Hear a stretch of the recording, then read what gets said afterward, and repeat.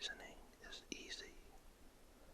If our solar system is not unusual, then there are so many planets in the universe that, for example, they outnumber the sum of all sounds and words ever uttered by every human who has ever lived. To declare that Earth must be the only planet with life in the universe would be inexcusably big-headed of us. Many generations of thinkers, both religious and scientific, have been led astray by anthropocentric assumptions, while others were simply led astray by ignorance. In the absence of dogma and data, it is safer to be guided by the notion that we are not special, which is generally known as the Copernican Principle, named for Nicholas Copernicus, of course, who, in the mid-1500s, put the sun back in the middle of our solar system, where it belongs. In spite of a 3rd century BC account of a sun-centered universe, proposed by the Greek philosopher Aristarchus, the Earth-centered universe was by far the most popular view for most of the last 2,000 years.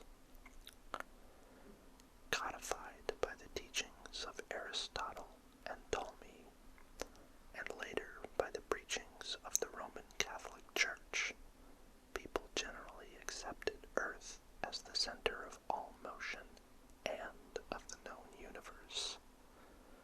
This fact was self-evident. The universe not only looked that way, but God surely made it so. While the Copernican Principle comes with no guarantees that it will forever guide us to cosmic truths, it has worked quite well so far. Not only is Earth not in the center of the solar system, but the solar system is not in the center of the Milky Way Galaxy. The Milky Way Galaxy is not in the center of the universe, and it may come to pass that our universe is just one of many that comprise a multiverse.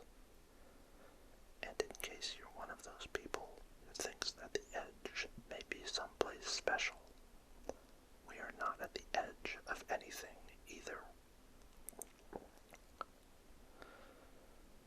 A wise contemporary posture would be to assume that life on Earth is not immune to the Copernican Principle. To do so allows us to ask how the appearance or the chemistry of life on Earth can provide clues to what life might be like elsewhere in the universe. I do not know whether biologists walk around every day awestruck by the diversity of life. I certainly do. On this single planet called Earth, there coexist, among countless other life forms, algae, beetles, sponges, jellyfish, snakes, condors, and giant sequoias. Imagine these 7 living organisms lined up next to one another. If you didn't know better, you would be challenged to believe that they all came from the same universe, much less the same planet. Try describing a snake to someone who has never seen one. You gotta believe me, Earth has this animal that can stalk its prey with infrared detectors, swallow whole live animals up to 5 times bigger than its head, has no arms, legs, or any other appendage, yet it can slide along level ground at the speed of up to 2 feet per second. Given this diversity of life on Earth, expect a diversity of life exhibited among Hollywood aliens. But I am consistently amazed by the film industry's lack of creativity, with a few notable exceptions, such as the aliens from The Blob, in 2001: A Space Odyssey, and in Contact. Hollywood aliens look remarkably humanoid. No matter how ugly or cute they are, nearly all of them have 2 eyes, a nose, a mouth, 2 ears, a head, a neck, shoulders, arms, hands, fingers, a torso, 2 legs, 2 feet, and they can walk. From an anatomical view, these creatures are practically indistinguishable from humans, yet they are supposed to have come from another planet. If anything is certain, it is that life elsewhere in the universe, intelligent or otherwise, should look at least as exotic to us as some of Earth's own life forms. The chemical composition of Earth-based life is primarily derived from a select few ingredients. The elements hydrogen, oxygen, and carbon account for over 95% of the atoms in the human body and all known life. Of the 3, the chemical structure of carbon allows it to bond readily and strongly with itself and with many other elements in many different ways, which is why we are considered to be carbon-based life, and which is why the study of molecules that contain carbon is generally known as organic chemistry. Curiously, the study of life elsewhere in the universe is known as exobiology, which is one of the few disciplines that attempts to function with the complete absence of first-hand data. Is life chemically special? The Copernican Principle suggests that it probably isn't. Aliens need not look like us to resemble us in more fundamental ways. Consider that the 4 most common elements in the universe are hydrogen, helium, carbon, and oxygen. Helium is inert, so the 3 most abundant, chemically active ingredients in the cosmos are also the top 3 ingredients in life on Earth. For this reason, you can bet that if life is found on another planet, it will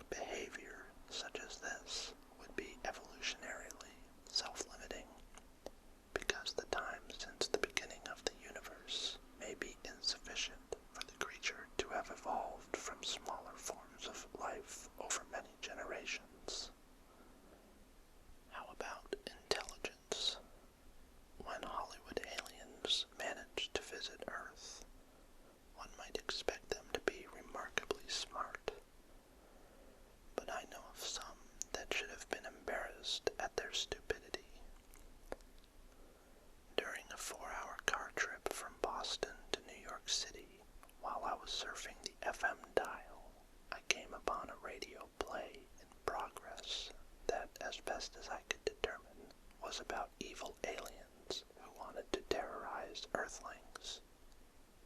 Apparently, they needed hydrogen atoms to survive, so they kept swooping down to Earth to suck up its oceans and extract the hydrogen from all the H2O molecules. Now those were some dumb aliens.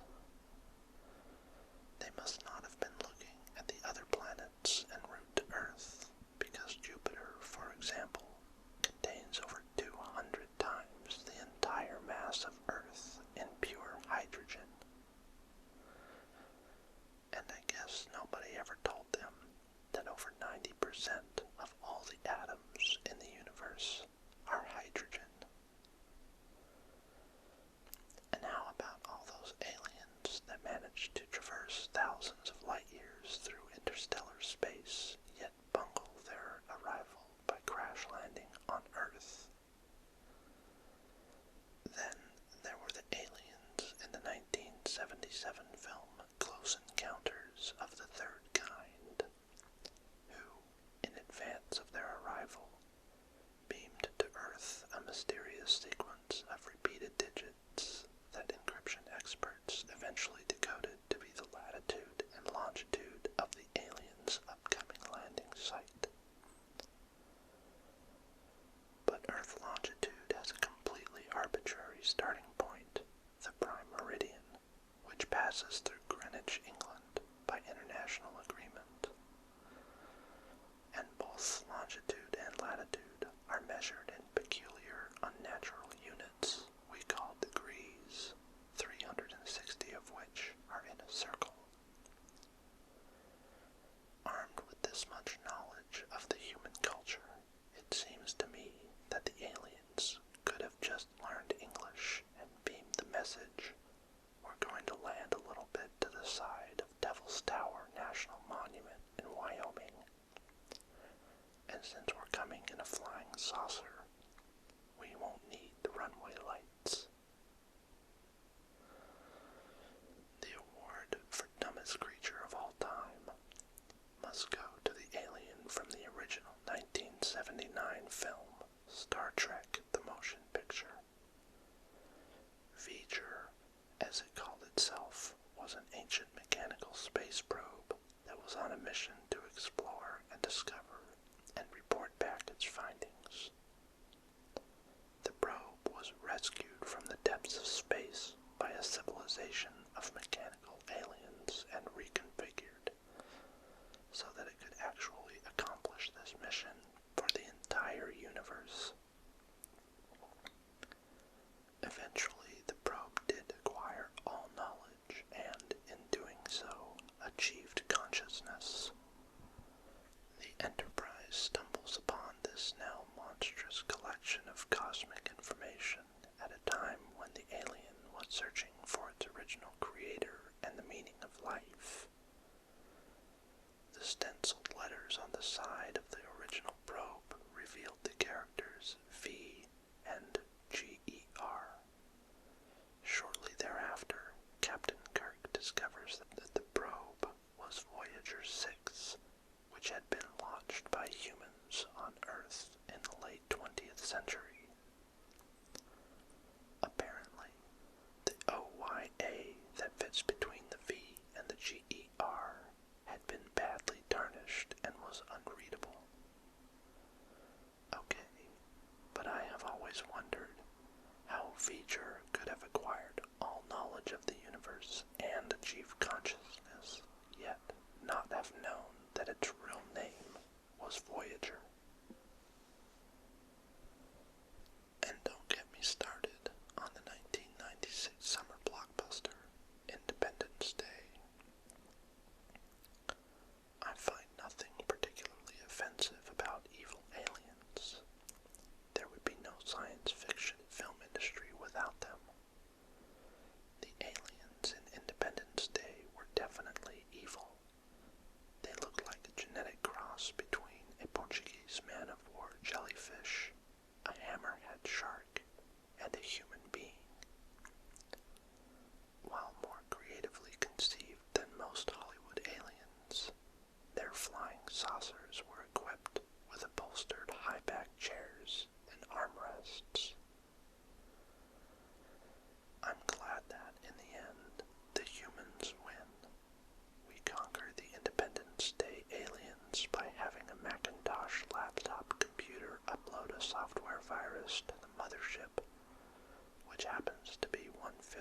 mass of the moon to disarm its protective force field.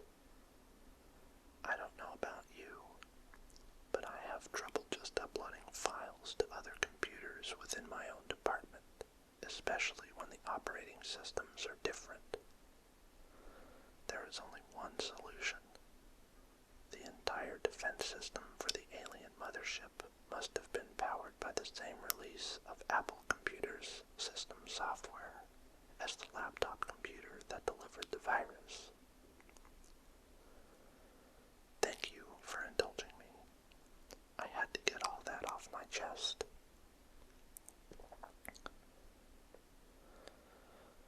Let us assume, for the sake of argument, that humans are the only species in the history of life on Earth to evolve high-level intelligence.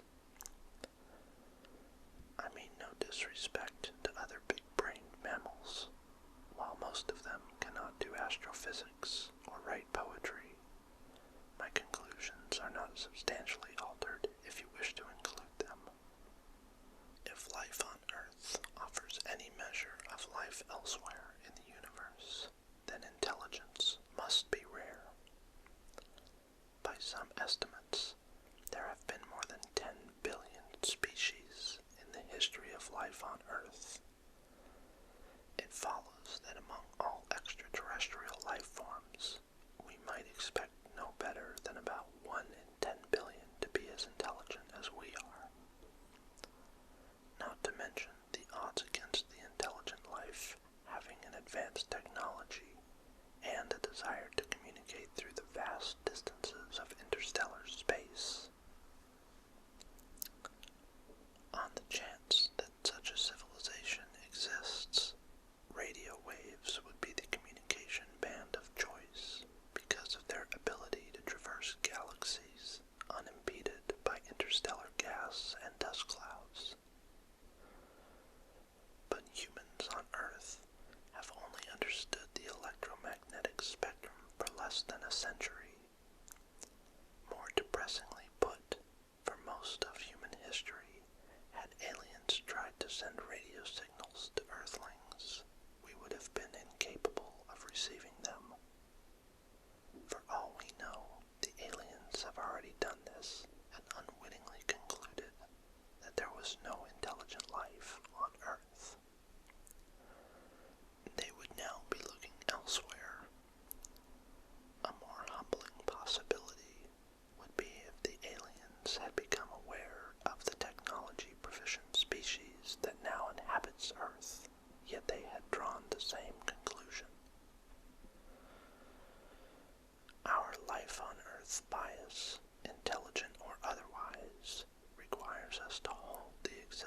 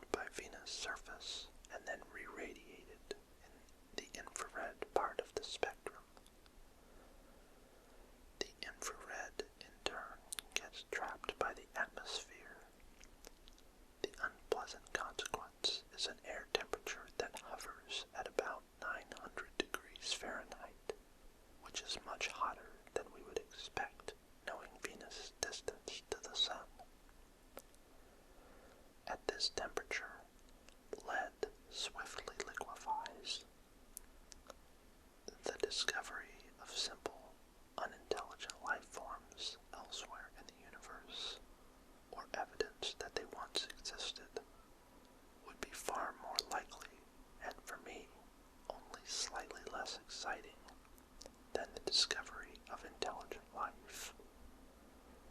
Two excellent nearby places to look are the dried riverbeds of Mars, where there may be fossil evidence of life from when waters once flowed, and the subsurface oceans that are theorized to exist under the frozen ice layers of Jupiter's moon, Europa. Once again, the promise of liquid water defines our target search. Other commonly invoked prerequisites for the evolution of life in the universe involve a planet in a stable, nearly circular orbit around a single star. With binary and multiple star systems, which comprise about half of the stars in the galaxy, planet orbits tend to be strongly elongated and chaotic, which induces extreme temperature swings that would undermine the evolution of stable life forms. We also require that there be sufficient time for evolution to run its course. High-mass stars are so short-lived that life on an Earth-like planet in orbit around them would never have a chance to evolve. As we have already seen, the set of conditions to support life as we know it is loosely quantified through what is known as the Drake equation, named for the American astronomer Frank Drake. The Drake equation is more accurately viewed as a fertile idea than as a rigorous statement of how the physical universe works. It separates the overall probability of finding life in the galaxy into a set of simple probabilities that correspond to our preconceived notions about the cosmic conditions that are suitable for life.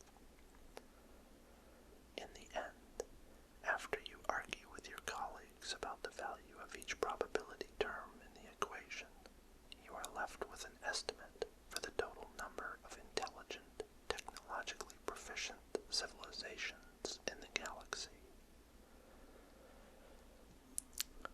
Depending on your bias level and your knowledge of biology, chemistry, celestial mechanics, and astrophysics, you may use it to estimate from at least one, we humans, up to millions of civilizations in the Milky Way.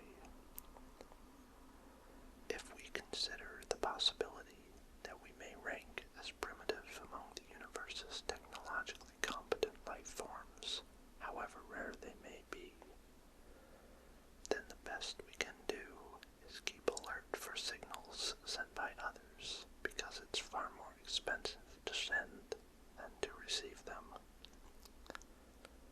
Presumably, an advanced civilization would have easy access to an abundant source of energy, such as its host